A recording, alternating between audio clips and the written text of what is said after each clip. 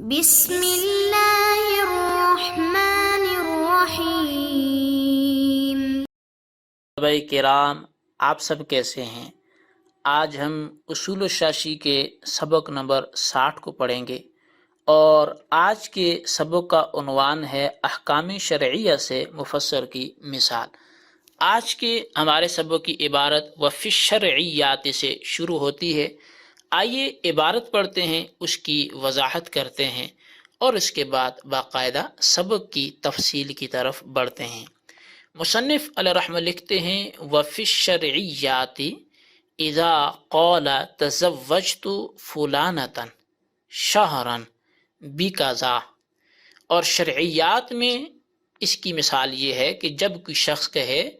میں نے فلاں خاتون سے 1 مہینے کے لیے اتنے مہر کے عوض میں نکاح کیا۔ فقولہ تزوجت، اب اس شخص کا صرف یہ لفظ بولنا تزوجت میں نے نکاح کیا، ظاہر فی النکاح، یہ لفظ نکاح کے معاملے میں ظاہر ہے، الا ان احتمال المتعۃ قائم، مگر تزوجت کہنے کے باوجود بھی متع کا احتمال قائم ہے۔ فبقولہ شہرا، پس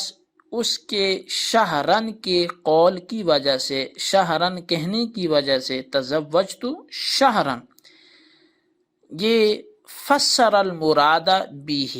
اس شہرن نے اس کی تزوجت سے جو مراد تھا اس مراد کی تفسیر کر دی۔ فقلنا ھذا متعۃ ولیس بنکاح، پس ہم نے یہ بات کہہ دی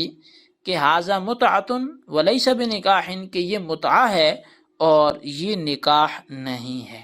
جی طلبہ کرام، یہ ہمارے آج کے سبق کی عبارت اور اس کا ترجمہ تھا۔ اب آئیے اس کی وضاحت کی طرف بڑھتے ہیں۔ وفی الشرعیات سے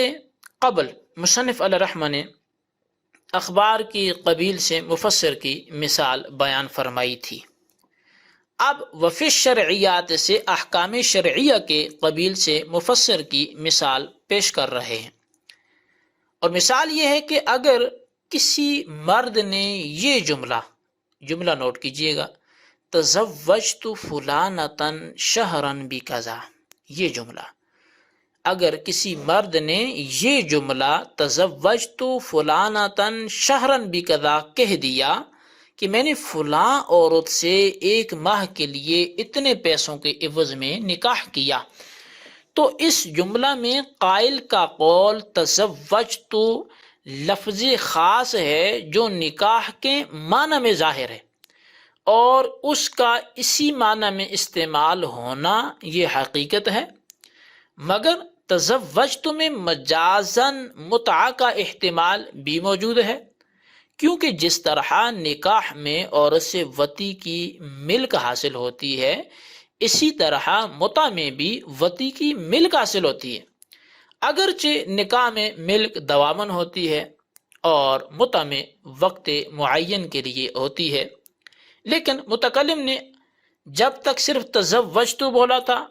تو احتمال تھا کہ یہ متع والا نکاح ہے یا دوامن ملک والا نکاح ہے۔ تو اس حوالے سے جب متکلم نے شہرن بولا تو شہرن بولتے ہی یہ بات تزوجت کی جو مراد تھی اس کو متع کے ساتھ خاص کر دیا کہ تزوجت سے میری مراد نکاح متع ہے، نکاح صحیح نہیں ہے۔ لہٰذا مفسر پر عمل کرتے ہوئے یہی کہا جائے گا کہ متکلم کا یہ کلام نکاح متعہ پر محمول ہوگا، اس لیے کہ اس نے اپنے قول شہرن سے اس کی وضاحت کر دی۔ اب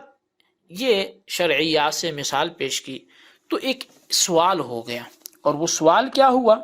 سوال یہ ہوا کہ تزوجت کو نکاح متعہ پر محمول کرنا درست نہیں ہے۔ کیوں؟ اس کی وجہ یہ ہے کہ متع کے انعقاد کے لیے لفظ اتمتع آتا ہے، اور مصنف نے متکلم کے قول شہرن کی وجہ سے تزوجت کو نکاح متع پر محمول کیا ہے،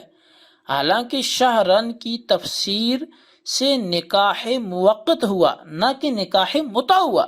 کیونکہ متع کے لیے تو الگ سے اتمتع کے لفظ موجود ہے۔ تو اس کا جواب اگرچہ اس کے متع کے انعقاد کے لیے اتمتع یا دیگر الفاظ اس کے آتے ہیں تمتع کے، لیکن یہاں تزوجت سے مجازن متع ہی مراد ہے، جس کی تعجین شہرن سے ہو رہی ہے۔ اور اگر مزید اس پہ کلام کیا جائے تو نکاح متع اور نکاح موقت میں فرق ہے، اور وہ فرق جو ہے اگر ہم سمجھ لیں تو کافی معاملہ حل ہو سکتا ہے۔ تو اب اگر یہ کہے کہ یہ بات کہ یہ نکاح موقت ہے نہ کہ نکاح متع ہے، تو اس کا جواب یہ ہوگا کہ اگرچہ بعض علماء کرام نے نکاح متع اور نکاح موقت میں 3 فرق بیان کیے ہیں۔ انہوں نے پہلا فرق یہ بیان کیا کہ متع میں لفظ اتمتع بولا جاتا ہے، جبکہ نکاح موقت میں لفظ نکاح بولا جاتا ہے، یہ پہلا فرق ہے۔ اور دوسرا فرق انہوں نے یہ بیان کیا کہ متع میں گواہ مقرر نہیں کیے جاتے، جبکہ نکاح موقت میں گواہ مقرر ہوتے ہیں۔ اور تیسرا فرق انہوں نے یہ بیان کیا کہ متع میں عورت کے لیے نفقہ و سکنا، وراثت و طلاق وغیرہ کے احکام نہیں ہوتے، جبکہ نکاح موقت میں یہ تمام احکامات جاری ہوتے ہیں۔ تو اگرچہ بعض علماء کرام نے نکاح متع اور نکاح موقت میں ان 3 طریقوں سے فرق بیان کیا ہے، لیکن نکاح متع اور نکاح موقت کے بارے میں تحقیقی بات وہی ہے جو شارح ہدایہ امام ابن حمام اور علامہ کاسانی صاحب بدائع ثناء نے لکھی ہے، جس کا خلاصہ یہ ہے کہ نکاح موقت متع کے افراد میں سے ایک فرد ہے۔ نام 2 ہیں مگر نتیجتاً دونوں ایک ہی شے ہیں، لہذا محققین کے نزدیک نکاح موقت اور نکاح متع دونوں ایک ہی چیز ہیں۔ تو اب وہ اعتراض باقی نہیں رہے گا جی کہ نکاح متع نہیں ہوا بلکہ نکاح موقت ہوا ہے، تو موقت بھی ہمارے ہاں احناف کے ہاں، جمہور کے ہاں، محققین کے ہاں وہ نکاح متع ہی ہے، تو اعتراض ختم ہو گیا۔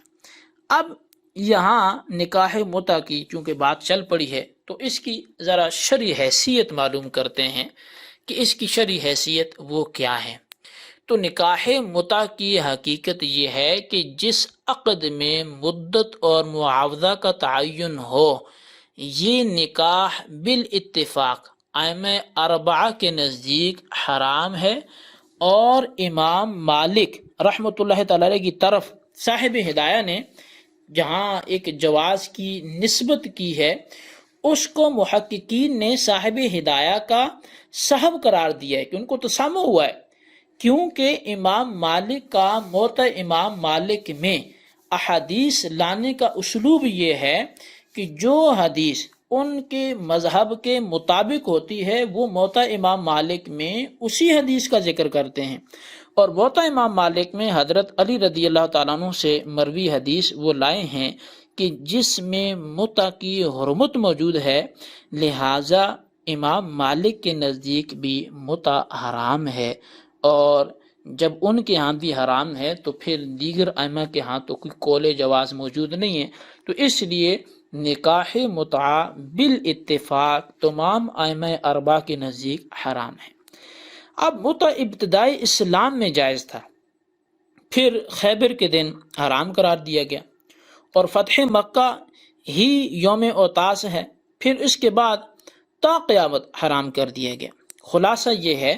کہ متع کی حلت و حرمت 2 بار ہوئی ہے، اور جن حضرات تک حرمت متع کا حکم نہیں پہنچا تھا، حضرت عمر رضی اللہ تعالیٰ نے اس حکم کی اچھی طرح تبلیغ کرنے کے بعد متع کی حرمت اور ممانعت پر سختی سے عمل کرایا، اور بدکاری کے ارتکاب کے لیے اس چور دروازے کو ہمیشہ کے لیے بند کر دیا۔ لیکن مسلمان کہلوانے والوں میں سے صرف ایک مخصوص طبقہ ہے جو متع کرنے کو باعث اجر و ثواب سمجھتا ہے، اور اس کی فضیلت کو بڑھ چڑھ کر بیان کرتا ہے۔ بہرحال جو شرعی نقطہ نظر تھا متع کے جواز اور عدم جواز اور باعث اجر ہونے اور باعث فضل ہونے اور باعث ذلت ہونے اور عقاب کا جو سبب تھا وہ بیان کر دیا کہ یہ بالکل جائز نہیں ہے۔ اب آج کے سبق کو آپ اپنے الفاظ میں نوٹ کریں، رجسٹر پر لکھیں، بالخصوص ان سوالات کے جوابات دیں۔ سوال نمبر 1 یہ ہے کہ مفسر کی شرعی احکام میں جو مثال ہے اس کو بیان کریں، اور سوال نمبر 2 یہ ہے کہ متع کا حکم بیان کریں، جائز ہے یا ناجائز ہے۔ اللہ تبارک و تعالیٰ سے دعا ہے جو کچھ پڑھا سنا اسے یاد رکھنے کی توفیق نصیب فرمائے، آمین، بجاہ النبی الامین صلی اللہ تعالی علیہ وآلہ وسلم۔